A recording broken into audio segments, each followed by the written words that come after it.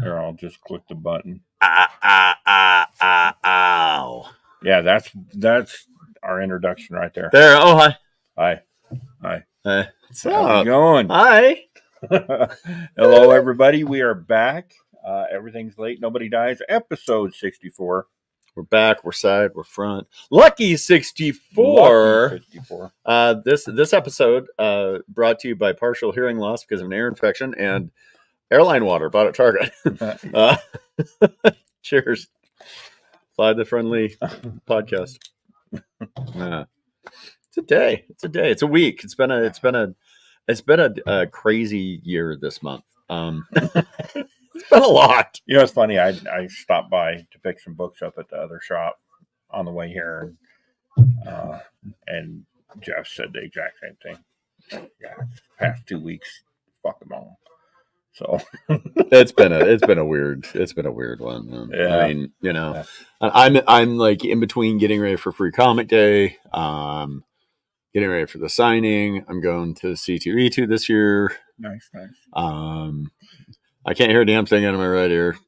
When's the last time you've been to a big con? Oh, well, it was pre-COVID, probably 2018. Wow. All right. Yeah. Maybe 2019, but I think 2018. Nice. Yeah, it's been a while. Get to go to Chi-Town, hang out with Spawn a little bit. Chinatown? Chi-Town. That's where you gotta go. That's where you get tea. Yeah, order a lot of tea. Very nice. Yeah, tea and hot dogs. That's what hang out. Yeah, hang out with my Spawn for a weekend. I'm gonna be gone for a bit, actually. Yeah, it's gonna be fun. Is she gonna go to the con with you? Yeah. Oh, nice. Yeah, she has pro passes, so she really thinks she's hot shit right now.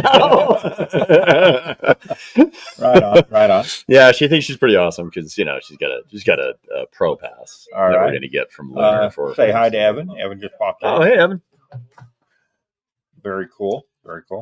Sup. So what you got on the?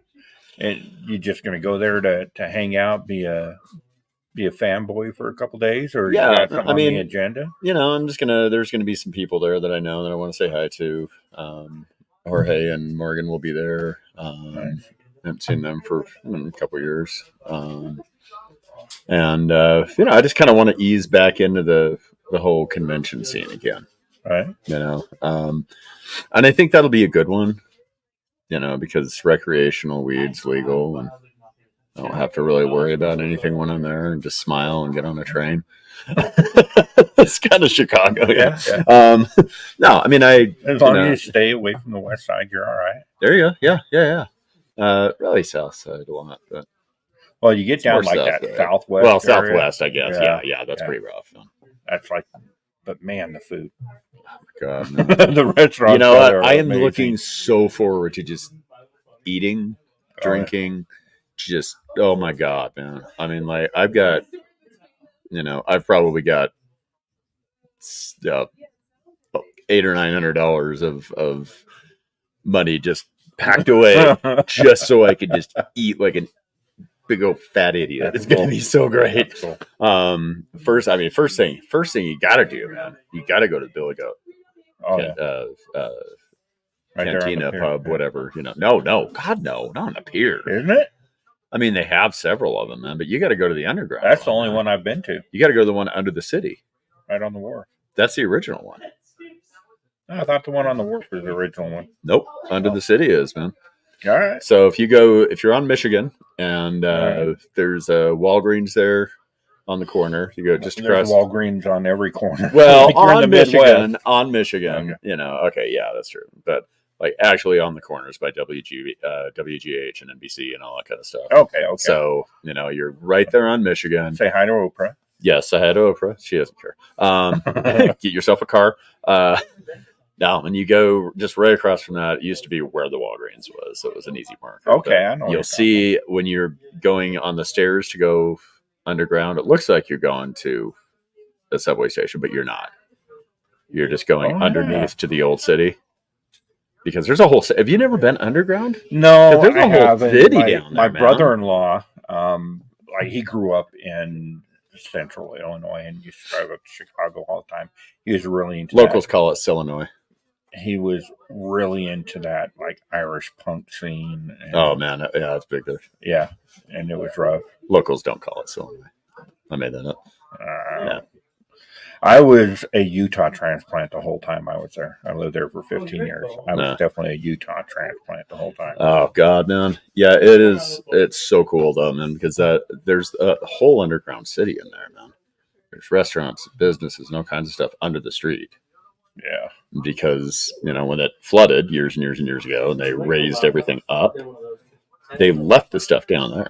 Right. And there's still businesses down there. That's where the original Billy Goat is, that, the SCTV guys and, Belushi and Aykroyd always went, Right. Bill Murray. And, that's the cheeseburger Right. place. Right. But that's the original one where they used to go hang out. Well, the only one that I went to, I used to work at a nursery, and we would go to like a big garden center trade show at Fisherman's Wharf. Explains the shirt. This is my golf shirt. I'm extremely It's comfortable. your nursery shirt. Yeah, I like it. But yeah, I went to the Billy Goat there. It was pretty cool. Let's see. Eat like a fat idiot, but not as. As a fact. We'll see. I'll be there almost a week, man. We'll see. Pack on a few pounds while you're there. Yeah. Well, we got to get my daughter's stuff into a storage unit for the summer by the dorm, so I might be working some of that off. Yeah. Is she coming back with you, or is she going to be there? No. She's got to finish out the semester, Oh. or the term, and then she'll come back for the summer and be working here again. So Right she'll on. be here for the anniversary and stuff. And Very cool. Very cool. But anyway, no, I am really interested to see. Excuse me, I've been eating squid. Speaking of which, I saw Aquaman too. No, we'll get into that in a minute. I'm kind of interested to see exactly what the convention scene looks like now. Because it's going to be really different. It really isn't. I mean, it's pretty much the same. I would say no on that. C2E2 on their homepage, when they just used to have, Jimmy Palmiotti's going to be there. Arthur, I cribbed a cover from somebody else. Walking Dead Audience is going to be there. So and so is going to be there. DC's going to be there. Marvel's going to be there. Now you get on that front page, and it's like this wrestler's there, and this voice actor's there, and they got tons of wrestlers there. And I'm like, and I feel like they, I'm just interested to see how that scene has changed. Well, there's a big difference between the comic book convention that was C2E2. Mm-hmm. I mean, that comic books have crashed. Yeah. To a point where they've got to do something to draw in those numbers. Right. From even 2 years ago, the wrestlers are big. While those 90 wrestlers are really big. The secondary 80s and 90s wrestlers are really big. And then, of course, role-playing games have really taken off. Yeah. It's like AJ Punch Your Giggles, or I don't know who. I don't know what their names are, man, but something like that. But yeah, there's a bunch of that stuff there. And anime's really taking over. There's a lot of voice actors there. Man, a lot of voice actors. And it's easy for me to say. It's really, really easy for me to say, like, oh man, you know what they should do, because I'm not running a con. Right. I feel like there's a couple of ways to bring that comic book Comic-Con experience back. It's, if I were to run a con, I would do it very similar to the way I run the store. It's like, yes, comics, right? If you're going to have toys and actors and that kind of stuff, have them comic related. Right. I'm not going to have a wrestler in here. But I might have somebody from a Marvel movie, or you know what I mean? That gets tried a lot, but there's a lot of crossover too. Like, I'm really big into the RPG world, at Dungeons and Dragons and Call of Cthulhu and that stuff. And there's people that cross over the other way. They're really into wrestling and comic books. Yeah. So I can see the appeal of wanting to, kind of marry the two. And fully get it. I mean, larger. I fully understand. And we bitch about our local convention a Yeah. lot because it's not a comic book convention. Well, there's really no comics there. Yeah. They've got, I mean, it's a huge convention. Saw Palace is a large hall. Mm-hmm. And they have very few comic vendors. It's the larger local guys. Mm-hmm. And I say larger. I don't think they're larger than you or John or anybody else. Mm-hmm. But they've got, actually, they're not even the largest chain in the state. Like, they've got 3 stores. Other guys have 6. Yeah, something like that. Yeah. So the ones that no, but I mean, but they take a bunch of merch. They take a bunch of Funko Pops. They've got slab stuff, but they do really well with comic books because they price reasonably. They have a great selection. There's a couple guys, and it happens every year. I've been doing it last 3 or 4 years. Like, the nerd store will be set up, and they'll have a pretty decent setup, and they do really well because there's a rotating 2 or 3 other stores that come in from California or Texas or wherever, and they'll do it for 1 year, don't make any money, and they split. They never come back. Right. And speaking of our local comic book people, Evan actually had a fantastic idea. Thanks, Evan. I've been there for the benefits at your store. You know how to run a con. Yeah. And I've been running cons since my early teens. You don't believe the shit I've gotten when away you with. do an event, when you do your anniversaries or the charity events, which you do 2, 3 a year, anniversaries you only do 1 a year. Might want to try that 2 a year. But hey, we're 20 and a half. 20 and a half. That's me. It's not kid section. I'm 8.5. I'm not kid. And of course, Free Comic Book Day. I don't think they do Halloween Comic Fest anymore. I think they kind of gave up on that. They do. That's the stupid thing, Really? man. They do. I mean, hardly anybody orders anything. And I order just a little bit. Essentially, the only reason I order Halloween Comic Day stuff is I stamp them and give them out of my house. Give them out as comic book? Yeah. Or as Halloween? Yeah. And they get candy in a comic. Yeah, kids friggin' love that now. Yeah. And then they come in here to get more because I stamped them. I'll have to grab some from you this year, I think. My back stock's getting low, so but I like doing that. But yeah, what we knew of as a comic book show or a comic book convention back in the 80s, where you go into the junior high, gymnasium on a Saturday afternoon, and Stan Lee will be sitting there and nobody knows who the hell he is. Right. Yeah. Like that was the reality of comic book conventions back then. Yeah. That size, and what that was back then, that's what you get when you walk into a Black Cat event. One of those events, because you have your local artists. I'll take that as a compliment. You should, because it really is. It's got that same feel as you come in. You got all the local people are here hanging out. Our local creators, fantastic artists. You got some national people I bring in. You got some, whatever. Yeah, and you've had some pretty good sized name people here for those events. Yeah, doing signings and whatnot. So yeah. I mean, that's how I met Sean Van Gorman. A unique individual and quite the cut up. Like he cracks me the hell up. It again in Baltimore when we had a lot of drinks in us and piled about 10 people into a cab to go to a crab restaurant. That was so much fun, man. That was really a good time. But yeah, I mean, God, I mean, we've had Jason Aaron and Matt Fraction in here. We've had Brian Wood before he got creepy. We got, Derek Robertson's been here a couple times. Ben Templesmith's been here a couple times. I mean, yeah, we've had big names in here. Jorge Corona and Morgan Beam were here a couple years ago. Alex DeCampi's been here. I mean, there's been a lot of people Yeah. here. You know, if I start like cycling through the people that have been in this store, and it kind of makes me like think like, wow, that'd be really cool if I could meet those people. I was like, oh, wait a minute, I do. Never mind. I know them. It's good. We're fine. Okay.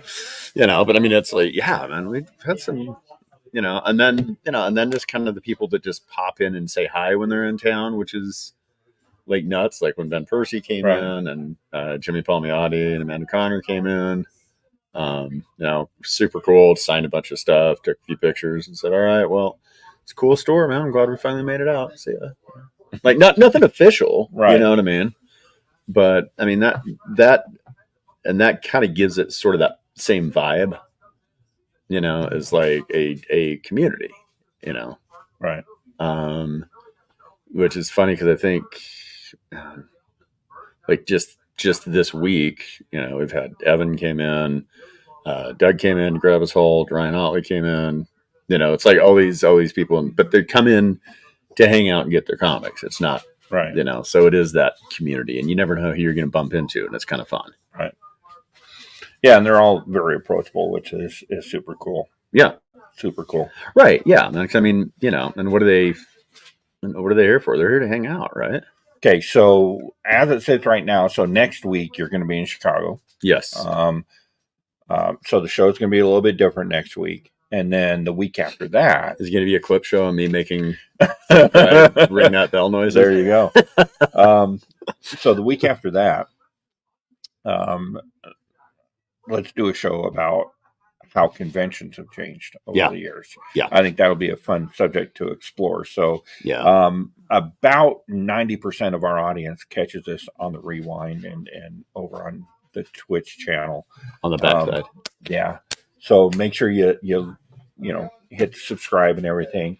If you want to be part of that conversation, let us know what your convention experiences are, old versus new. Maybe I hate to say pre-COVID, because a lot of the changes started happening before COVID. I mean, it goes up and down as these conventions kind of react to how the market's going. Yeah. But I mean, I think that was the big line. Because they started panicking because, nobody's going anywhere. What are we going to do? Well, and C2E2 is a little bit different too. I think C2E2 is where it's at because of its own failing. C2E2 is the point. I think that was the breaking point where everything changed with C2E2 2 years ago with the acetate gate and all the drama. And that really wasn't C2E2's fault or the con organizer's fault. Right, yeah. That was different personalities that got involved. Yeah. And yes, Evan, you are approachable. But I think that's, and I really point to that as being the one thing that lit the fuse that made the car. I mean, it was a big thing, I mean, that was definitely had something to do with it. No question. And it's, I mean, C2E2, it's always been, comic entertainment. That's what the C and the E are for, right. And that expo, right? It's like, Comic-Con Entertainment Expo, I believe, is actually what C2E2 is. Right. And I was there for like the first 5 years in a row. And it was so incredibly different than even the last time I went, but I mean, it was still the same con last time I went. Right. So I'm looking at it. I'm going to be looking at it, not necessarily pre or post COVID, but the first couple of years versus now. Right. Which is going to be really, really different because, these are the days when, I'd meet up with the DC people, we go out to dinner, have drinks, go and party, and, Boom had their little party going on and, all this kind of stuff. And they were always hosting things, and they were there and the retailer summit was there. So Diamond was there and it was just so comic centric. Right. I mean, I would say it's probably a good 70% comics and 30% whatever. And now it looks like maybe half and half. But I'm Well, going to I have to don't- see. I'm going to have to see. And I don't think you can have a comic book convention anymore. I don't think comic books by themselves can carry certainly not a convention in a convention hall like that, or like a Salt Palace or someplace like that. I couldn't get the Salt Palace. I couldn't get the Mountain West Expo Center. The Mountain America Expo Center, Whatever. you can easily. I didn't even hear what you said. What did you say? You said I Mountain don't- West. I- I know. I just moved on. But if you didn't say anything, man, nobody would have been calling you out for your stupidness. the mountain from Game of Thrones. I don't know. No, I mean, I would disagree. I think if you do it right. I don't think I mean, you can. I don't you think comic books can carry a convention. Okay, let me tell you. You Not don't think by if we itself. got, I don't think so. if you got at a comic book convention, if you Okay. got Ryan out there and Robert Kirkman, you got Garth Ennis and Derek Robertson out there. You got Jimmy and Amanda out there. And you got Jim Lee. That's all you need. I think if people you would got- swarm over that. I think if you got all that, I think yes, that all 14 of us that knew who all those people were Not would at all. swarm it. Not at all, man. I don't Creators know. of the Boys, creators of Invincible. That's all you have to put on there. I That don't place would be packed. I don't think that you would be, and Those are part the of two that- number one shows on streaming. right, but people don't know who they are by name, Which is why you advertise it that way. and you can, even if you advertise it like that, I mean, I don't think you would draw in enough people to even pay for like 1/3 of that convention hall. No, I totally disagree. You absolutely could. Mm. 100%. Anybody have opinions on this? Anybody? Oh, so Oh, you're there's- standing in a comic shop. I mean, yeah, you definitely. I mean, Right. But no, I mean, and if you did that and said, "Oh, okay, Garth Ennis, creator of The Boys, preacher," you get that up there. You get Derek, co-creator of The Boys, co-creator of Happy. You get Ryan and Robert there, creators of Invincible and Walking Dead. Are you freaking kidding me? I don't think that you would pay for the venue. I really would don't. bet that I bet the amount of money that the venue costs that you would. Well, then why are you building it now? Well, I don't have that money right now. Yeah. I'm actually willing to bet that. But you know what though? Yeah, no, I would. I mean, it would be cool. Don't get me wrong. Like, I don't think you would bring in enough people to pay for their fees to be there. Well, I know Derek and Ryan. So just fly Well, them. they're still not going to do it for free. Sure they would. Derek's been here like 3 times, man. Just fly him out, buy him some drinks. I don't know. No, but I mean, I definitely think they would, because the amount of stuff that they would sell based on, and yeah, technically, I guess you could say that is TV stuff, but it is comic TV stuff, right. But You know, also, the guys that run C2E2 or that run FanX, they're not. Okay, maybe they are. Okay, they're not idiots. They want to make money. some of them are So- not. Yeah, if they want to thought- make money. if Yeah. they thought they could, because wow. if you brought in those names into a FanX, then that would greatly increase the traffic, the number of people just walking in the door. Mhm. I mean, I'm not saying it wouldn't. Yeah. I just don't think it would be enough to sustain that convention Well, by but, itself. but that's the thing. I mean, So we're talking there's a different. reason why We're talking that- different sizes, though. I wouldn't get the entire freaking hall.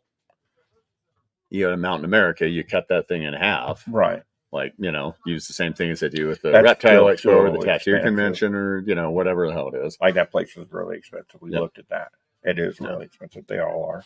So it'll be interesting. So let us know your opinion on whether you think that we could fill a hall with some big name comic creators. Let's mean, start. there's a lot of Let's them start a out there. Kickstarter. Let's do it. All Let's right. start a Kickstarter for. I'm all about it. Do a Midwest Mountain Expo Center Comic Con. We'll bring in everybody. Mountain America. We'll do a we I want gotta to write do a this down comic for next book. time. So Yeah, we can whatever. talk about it. A comic book only show, and it would be interesting to see if we can get that to fly. Yeah. So, but I did want to address the topic that we had on deck for today. The internet. Oh, we had a topic? We did. Whoops. I threw it out there. We got a couple replies in the Facebook group. But the internet, like, we've been around long enough that we were there for the birth of the internet. Mm-hmm. We saw Al Gore create the thing. Yes, we did. And from Jeff Bezos's garage. and I still say, as soon as you can start looking up naked people on that, the thing is going to just go nuts. Yeah, it'll take off. Mm-hmm. So the internet how has the internet changed the hobby? Was the question. And we're seeing a lot of different effects across the spectrum, from how we price comic books now, how some people price comic books now, how we as a community choose to price comic books now. You have to know that you're an outlier in that. Absolutely.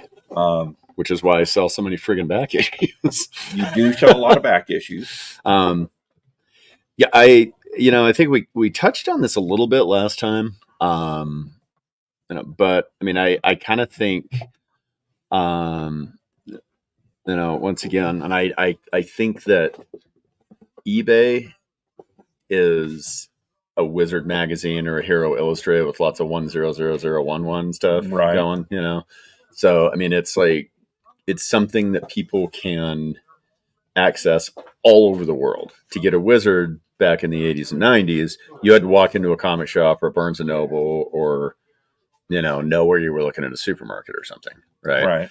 So you got those false bumped prices. You got that unfair market value stuff. Well, I don't think Wizard was a false, or even the Overstreet Quarterly. I don't think those were false numbers. I don't think this is a Wizard false was. number.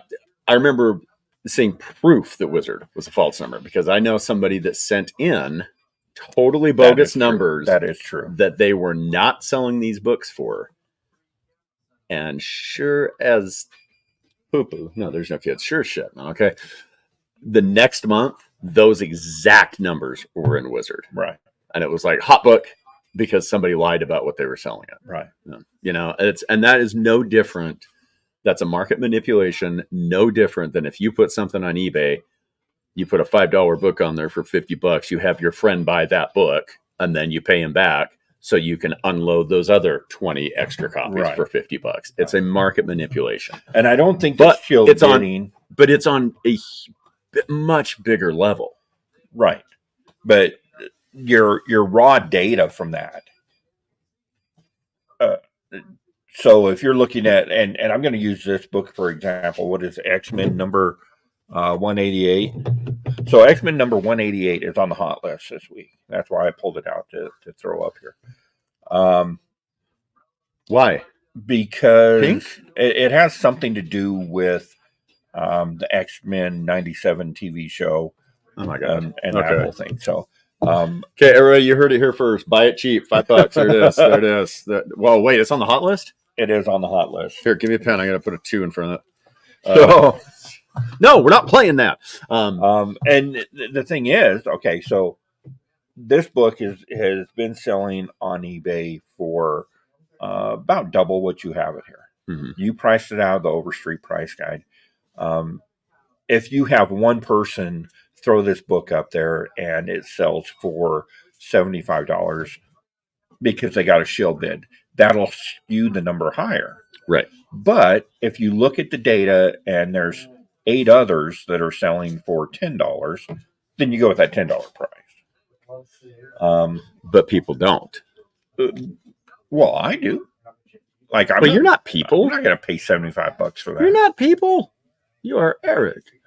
I've heard that before. Yeah. No, I mean, but there's a lot of people, man. I mean, you tell me that if somebody is looking that up to see what it's been selling for, and it sold for $75. You're telling me anybody is going to put that up for $10? No way, man. The people that have that up for $10 are going to bump it.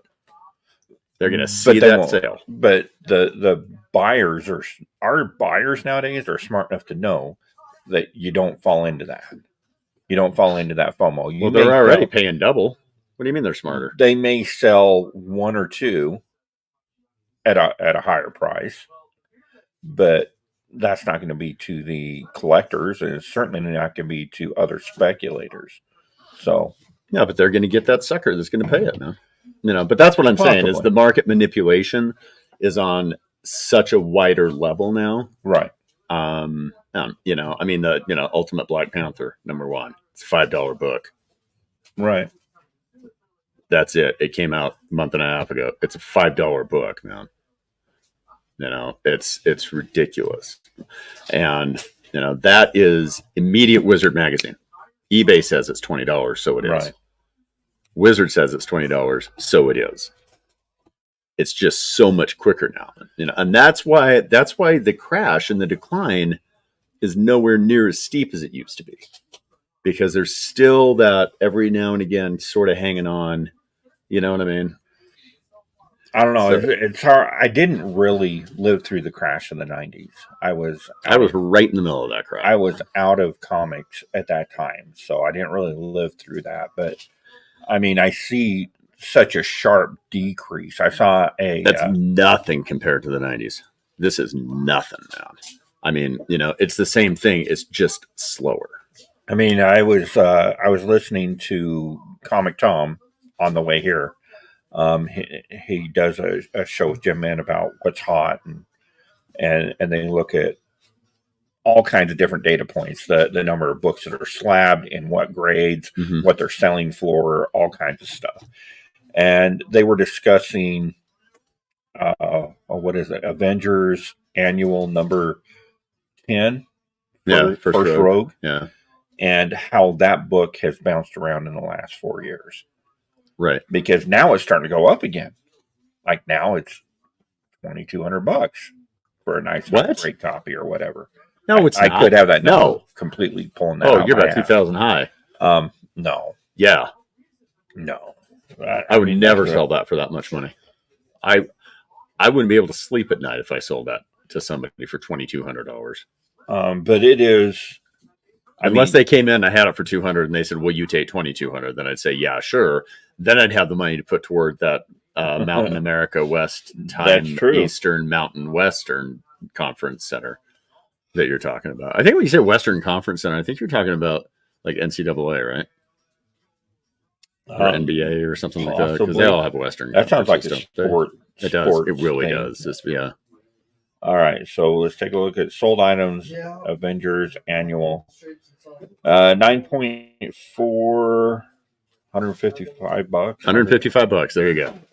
But and it was like in 2020, it was like way up there. It was like Everything was in 2020. You couldn't get $800-900 anything. You couldn't go anywhere. Nothing was open. I don't know if that No. was a reason or I think it is, man, because I mean, I think it was that big pile of factors. It was the perfect storm of overcharging. You couldn't like places were closed. Most places were closed. right. People were at home working from home on eBay and Pornhub. Can you even say that, or did you just get kicked off eBay? We're not Or on monetized eBay? yet. Jeez, man. Okay, we're fine then, man. I don't care. We're not We're not monetized. I don't care. yet. Yeah. But I mean, you've got all this stuff happening. People are working from home, so they're getting their paychecks, Right. and they're getting checks Government money. from the White House. Yeah. Okay. Or the Orange House, whatever it was then. You've got money coming in. You're sitting at home. You got extra money coming in, and no place is open. And you want comics? What are you going to do, man? You're going to go on eBay, or you're going to go on Mile High, or you're going to go on, Lone Star, because my comic shop, their prices have gone way up in the last couple of years, man. Yeah. And so has Mile High's. Yeah. I mean, no, because they were like, well, shit, we're selling it in 2020 for that. We can still sell it for this, right?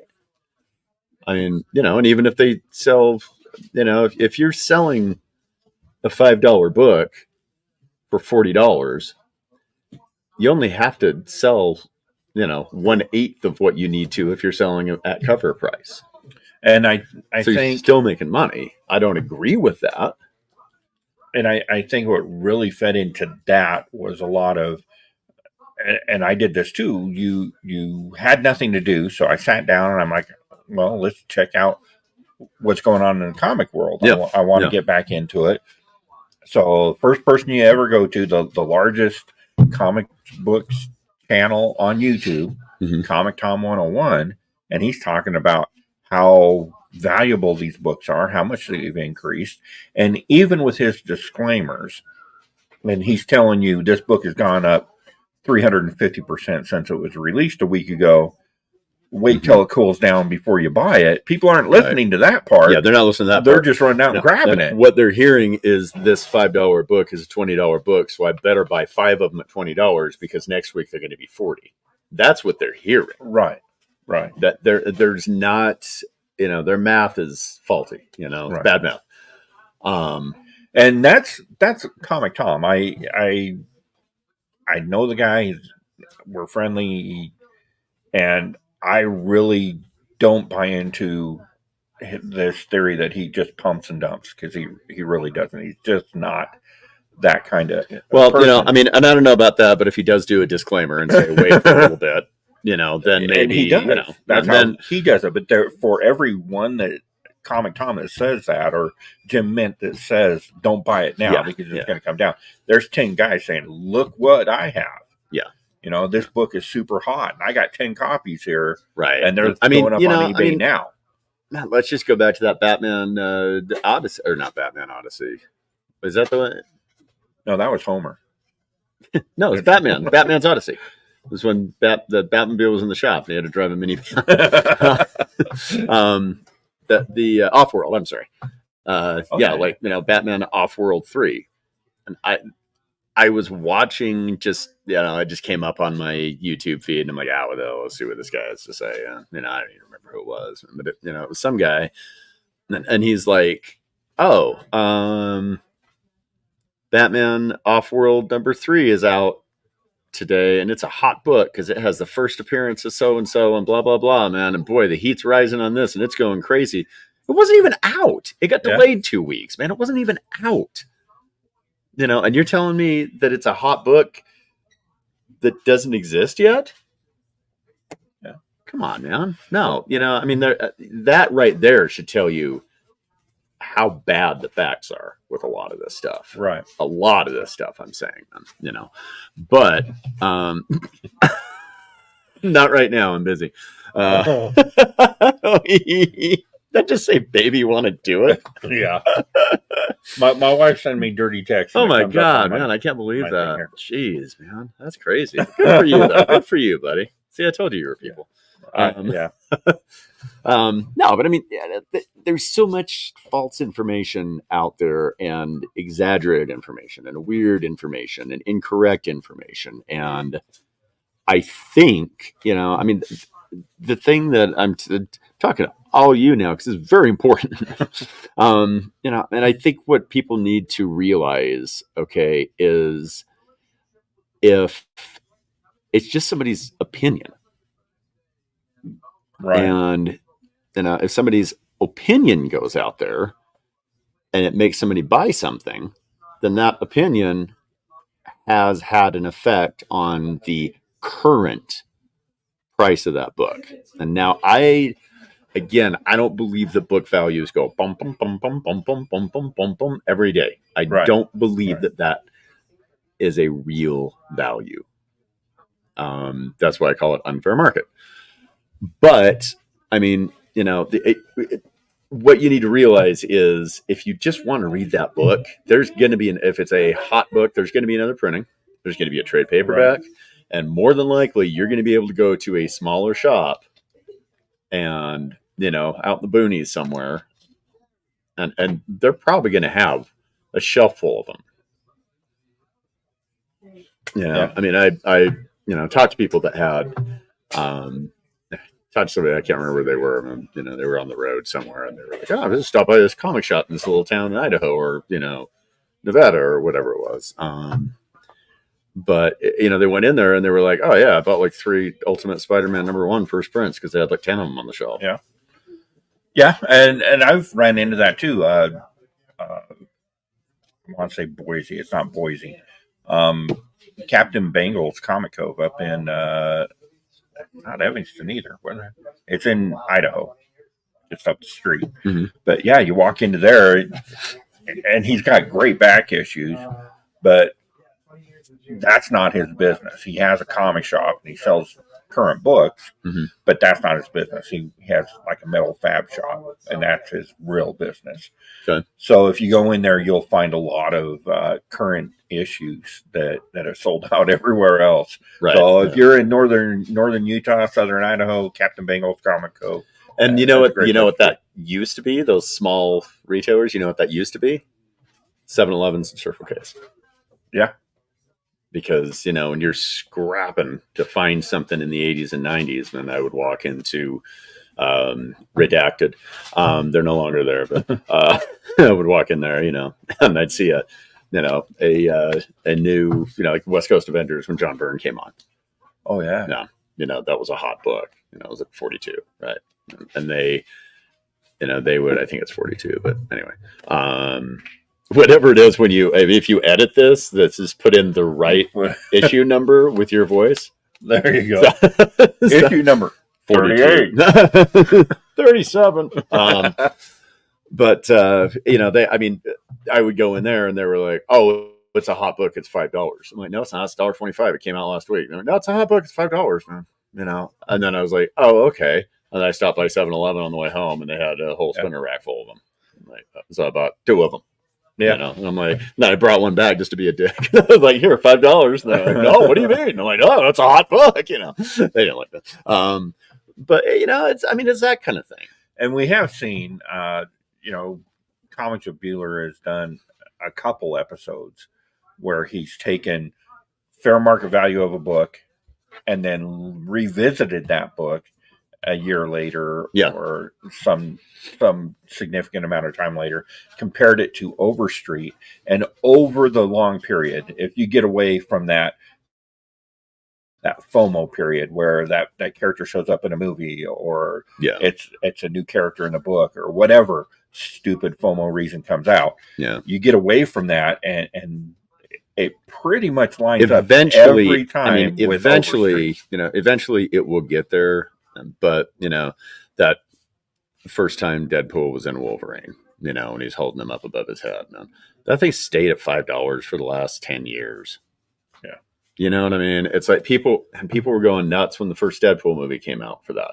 They were going nuts when the second Deadpool movie came out for that. They were going nuts when Logan came out. I had people come in and say, "Do you have any more of these?" I'm like, "Yes, it was horridly overprinted. I've got, how many do you want?" And they'll buy like 10 of them. Now I think it'll finally go up next year. Oh, it's making a run now. No. I mean the real price, not making a run. Okay. I mean the real price will go up next year. I mean, it's got to at this point. I wouldn't be surprised if it hit 20. In the next guide, and I would not be surprised at all with that. But it's like, and I think that kind of stuff does damage to this industry and this hobby, because if I think of it from my own point of view, if I were getting into comics and somebody's like, "What's really cool?" and they're like, "Oh my God, man, that's Ultimate Spider-Man 1. I had to keep using that, but that's the one of the week." Right. It's, it's so cool, man. It's really good. Boy, it's the hottest book out there, man. Good luck finding the #1, and then I go on eBay and I see it for $50. And I'm like, "Oh, cool, man." And then I go into a shop a year later and it's a $10 book. I'm going to be like, "What the hell? What kind of thing is this? I don't like this hobby." Yeah. I lost $40. I don't like this, man. And that is very damaging to really the hobby. Damaging. People think they can't afford the hobby. People feel like they get burned with the hobby. A lot. People think that every single one of us are all liars now. Right. I mean, well, how often do you hear, you maybe not so much, but certainly I do, hanging out in Facebook groups and chat pages and stuff, you constantly hear, don't take it to a shop because they're going to rip you off. Yeah. But you're buying, and I know how much you spend for stuff, and I know how much Roger and Charles spend for stuff, and I wouldn't pay anywhere near what you guys do. Right. And I'm not a shop. Yeah. So don't bring it to me. Bring it to Greg. But if you have know something what, to though? sell. That's the thing, is we'll put it out and sell it. You don't have a showroom, for lack of a better term. You know what I mean? Right. And you don't have people walking by your house going, "Oh, I'd like to see what kind of comic books he has for you." You know? But I could move comics better than most people. Better than probably Because the I've average guy got without a a shop. decent Yeah, network. because you've got connections, you've got, network, Right. you've got, people, Yeah, of but course. even with that, I'm not going to pay nowhere near what you would pay. Right. And I would, if I pay for a book that I'm going to resell, I'm going to sell it for more than you sell it for. Yeah. So I pay less to get it, and I sell it for more. Right. But what you hear is, don't take it to a comic shop. Yeah. Because and it goes back to what you're saying. These people, what we hear is, don't take it to a comic shop, because when I did it, I got burned. Yeah. Because I paid $50 for this on eBay, and I took it in there, and he told me it was a $10 book. Yes, exactly. And how many times have we been sitting here and somebody brings in an old box of books? Yeah. They know nothing about it, and they set them down. Well, I was told that these are, $100 books, Mm-hmm. and you look at them and you're like, I can't give you more than $10 for the whole box. Right. Happens all the time. Yeah. And I think a lot of that too is a lack of education, not in the comic industry, but just overall. Because it's and I literally have to lay this out for people sometimes and say, when they bring stuff in and they're like, well, I saw it in your boxes over here for $5. Why are you only giving me 50 cents? Because I have a whole stack of them. And it yet says $5, but what it's worth to me right now? Nothing, because it's sitting out there. Right. And so I got to sell all those others before I sell this. So I'm not going to give you good money for this book that's extremely common, that I have all over the damn place. Right. Because I have to sell these other 20 before. So I'm literally just putting money over here and hoping that somebody walks up and says, oh, there's some money. I'll double that. It's going to take me months to make that money back. Huh? And people don't understand wholesale either. Right. They have no concept of that. And they're like, well, it's worth this, so I want this. I looked it up on eBay. I'm like, well, go back. I hope you bookmarked it. Make yourself a listing. Well, I have a credit card. How's that my problem? I don't care. Well, and that's another problematic part of the internet, because people will go to eBay. I had this exact same thing. It was a Dungeons and Dragons book, but the exact same thing happened. A lady listed it on Facebook Marketplace for $650, and it's something I really want in my collection. So I messaged her. I'm like, I will pay over a fair value for it just to have it for myself, but it's not worth $650. Yeah, it's worth $55, right, to me. And it's worth $40 to everyone else. But I will give you $55 because I really want it. And I don't want to look for it anymore. And so she's like, well, I went here and it was $650. Well, I Googled it. Everybody's selling it for $40, except for one store that has it for $650. Yeah. That doesn't make it the price. Yeah. And, so, yeah, I think I have to tell people, look, when you go into a grocery store and you buy a 6-pack of Coke for $8 or whatever, right? Do you think that they paid $8 for that and then they just put it on the shelf out of the goodness of their heart to sell it for the same amount? Right. No, it is wholesale and retail. I am here to make a profit. Okay. I love comics, but this is a business. My comics that are like, yay, my comics, they're home. These are money makers. These are money. Okay. That is it. And you don't understand, people don't understand that there's a loaf of bread for $3. The grocery store paid 75 cents for that. Maybe, you know what I mean? They don't get it. And the same thing when they're like, well, I have an X-Men #1. How much will you give me for it? Which X-Men #1? The first one. Which one? It says X-Men #1. Okay, does it say Uncanny X-Men? Does it say X-Men? Does it say X-Men Blue? Does it say X-Men Gold, Extreme X-Men, Professor X, X-Men Adventures? What does it say? And they're like, X-Men 1. How much will you give me? It's in great shape. Okay, well, I have to see it. Why? I have to tell them the same reason you can't call a car dealership and say, I have a Chevrolet with all the doors. How much will you give me? Mm-hmm. It's like, that's not how it works. You know what I mean? And it's like, and people just, and I think it's really in the last, it's, a lot, but it's really been in the last 5 or 6 years that I've seen this. I think understanding and education and intellect of really looking into things has just plummeted, and that's not to say that's everybody, not by any stretch of the imagination. I got a guy that comes in and he's like, hey, he comes in every, I don't know, 8 or 9 months or so. Yeah. And he's like, okay, look, these are worth, I know what these are worth. I looked them up. I know the condition. I know sale and not listing on eBay. I know Overstreet. I know all this kind of stuff. These are worth $2,000. I'll take 1,000. And I flip through them like, there's a couple dings on their big ones. How about 800? And he's like, okay. He knows what they're worth, but he also knows that there is a wholesale aspect to it, and there are a lot of people that are like that, or people that are just like, what? I don't care. I just want to get rid of this stuff, man. It's like, a lot of my quarter books are at a loss. Technically, not overall, but and technically they're at a loss because I've got $3 books out here that I'm putting out now. I'm expanding the quarter books again, but I've got $3 books that I'm putting out for 25 cents that I paid $1.50 for. Right. But I'm getting even less for them if they're just sitting under the tables in a box and nobody's buying it. That way I'm getting nothing. Yeah. So to make room, move them out, 25 cents is better than 0 cents. And chances are, I've sold enough of those when they were new 10 years ago or in the last 10 years that I have made up all the money for all those copies. So, maybe breaking even, maybe making 25 cents, maybe making 10 cents. You know what I mean? It's pennies. It's long-term pennies. Yeah. Yeah. But that's... I think the internet has changed a lot. It has. Pricing has been affected the most. Yeah.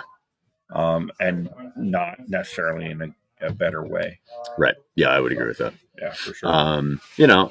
And also the other thing that I do want to bring up is, a lot of people will be, sometimes people will come in and like, can you move any on these? Can you move on this a little bit? I'm like, well, how much you buying?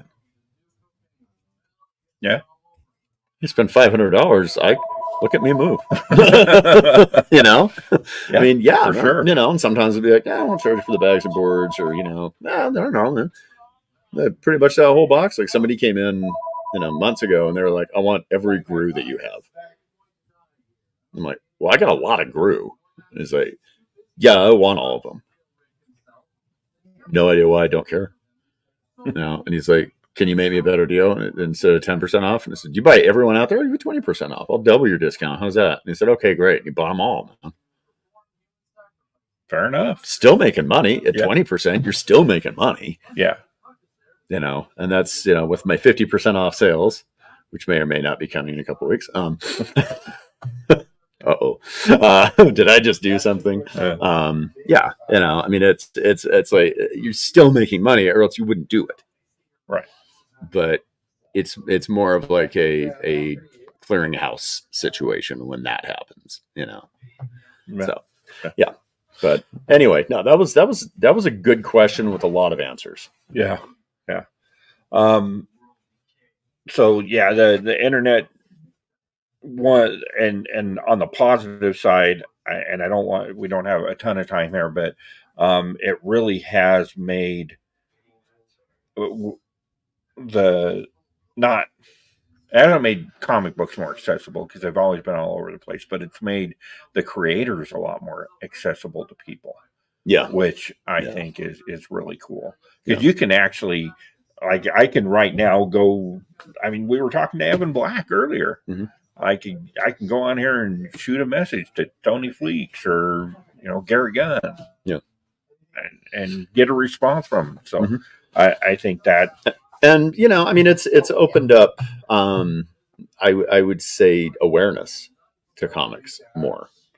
It doesn't always translate to sales. But it Kind of more destigmatized it a bit. Yeah, more awareness is always a good thing. I feel. I don't want to just be sitting here being the grumpy old man going, "Internet sucks. You're going into the electric mail." I don't want to be that guy. I'm not going to do that. But I will say there has been some positive aspects. There's nothing except Nazis that are like totally bad. Yeah. That's about it. Nazis and John Carter of Mars. KKK. They can be there. But I mean, it's like there's some other things, but I'm not going to say those on here. But we're not going to delve into political stuff. And it's like there's always something good that comes out of things like this.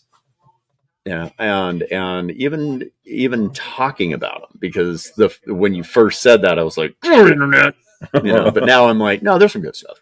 Yeah. You work your way through that. I mean, and again, I'm not saying that I don't put stuff up on eBay if it's a hot book. I'll take 5 copies and throw out there. Well, yeah, but I'm never charging that for people coming in here. That is never going to happen.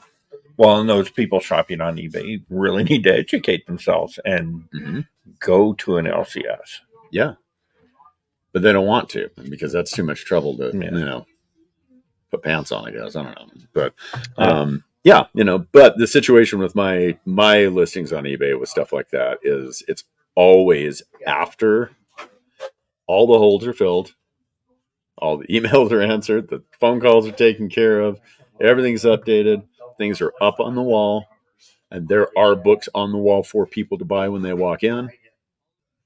And I mean, I've had listings on eBay of books like that, and it's been like, nah, I only grab one for it. A week later, a couple weeks later, when somebody's like, "Damn, I can't find this," I'm like, "Here, I'll just take the eBay listing down and sell it to you for cover. I don't care." Yeah, because I want people walking in to be happy. Yeah, I've never paid over cover price on a new book. Actually, I've never paid over cover price on a new book in Salt Lake. Any of our shops, right? And then that begs the question: why is there even a cover price? Why even put a cover price on it? To send it out with no price and say, "Okay, y'all make it up. Here's what here's your wholesale price. You guys make up however you want to sell it for." I mean, I know there's a cover price for a reason. There are a lot of horror stories of comic shops that will put that, like, if they get 20 copies and it turns into a hot book, they'll sell 5 at cover price, and then the next 5 will be a dollar or two more. Then the next 5 are a bit more, and then a bit more. I don't want to do that because I want to treat people to walk in here fairly. Yeah, that's it. I just don't believe in not doing that. I guess this just doesn't seem right. So I do think the one subject that we want to get into, and it'll be a subject for a future show, is digital comics versus physical comics. I think that's something that deserves kind of a show of its own. We could discuss that. I had a lot of thoughts on that. Some of them are not very popular. No, me pro too. And con. Me too. Yeah, digital. I see pros and cons both directions on that. I really do. So again, next week you're going to be in Chicago, C2E2. Maybe we could get Greg to record something, and I know that would be kind of a stretch, but maybe record an intro or something from somebody cool there. Maybe something. And then the week after that, what I say we were going to talk about just now? No, on the next time. How cons have changed. Oh yeah, the convention scene and how cons. I thought you meant what you were just talking about. I'm like, damn, I'm starting to get worried about you. I am getting worried about me.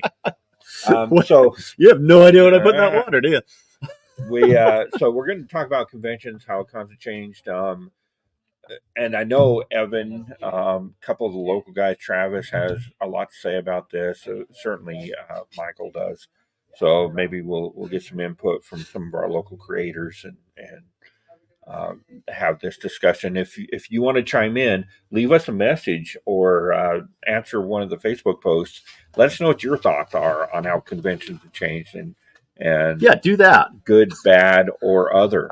I want to chime in because you always do the end. I just want to put something in there too. Make sure that you do like, comment if you have something to say. Do it. Subscribe and ring the little bell notification to let you know when we drop a new show. All right, we'll see you later, traders.